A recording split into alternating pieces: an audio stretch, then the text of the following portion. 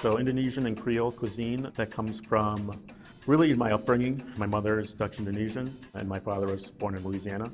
So kind of just taken from things that I grew up with around the kitchen table. So we started the company in 2008. At that time, it was called the Rijstafel. Primarily, we're doing Indonesian food. I'd started with my mom. We had an idea to kind of do stuff around the city, like festivals and doing pop-up things and catering.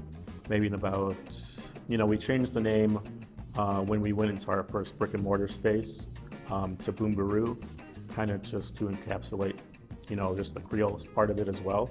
Both Indonesian and Creole cuisines use, a good amount of spice. Indonesia being Southeast Asia, you get a lot of the flavor profiles that you would find in Thai or Vietnamese, even Indian cuisine and Chinese. So a lot of ginger and lemongrass. Indonesia is called the Spice Islands. So likewise with the Louisiana Creole background, I'd say both cuisines really lend to comfort. I think we're in a unique position because we had just that prior year gone into our first brick and mortar space in a food hall. It was really unique because we were sort of surrounded by other businesses. I think there were 8 other food concepts around us. You're not in your own little bubble, right? You have all these other people around you who are sort of experiencing the same things. So there was definitely a lot of unknown, but at the same time it was a collective unknown, at least with the people who are around you. So after about a month after the mandate, we did come back and started to do some just pick up delivery, weekend stuff that we still continue to do now. People had always asked like, oh, it would be lovely if we could learn how to make this peanut sauce, learn how to make this certain dish. Yeah, we just decided, okay, we will, have this series of cooking classes that we could hold over Zoom.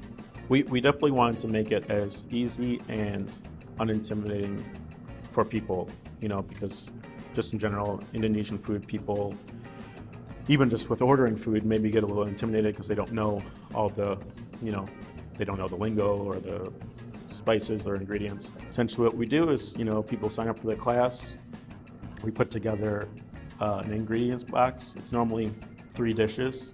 So the class itself takes anywhere from, say, like a little over an hour to an hour and a half.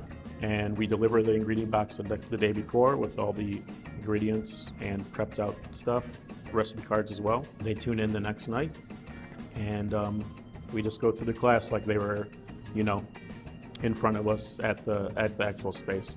Now for special occasions, like coming up for Valentine's Day / like the Lunar New Year, we're going to be doing our Rijstafel dinners again, and Rijstafel dinners are sort of almost like a grand Indonesian meal with has like 13, 14 different dishes. If I had to compare 2020 with something food related, I would compare it to terasi, which is in Indonesia, it's a fermented shrimp paste.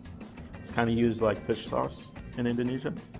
When you smell it or you cook with it, it smells terrible. It's pretty foul. Like anytime I would use it in the kitchen and someone's not familiar with it, they're like, what's going on here? But it's essential. It's essential to Indonesian cooking. So once you do learn how to deal with it and cook with it, you find that it makes things better, it enhances things.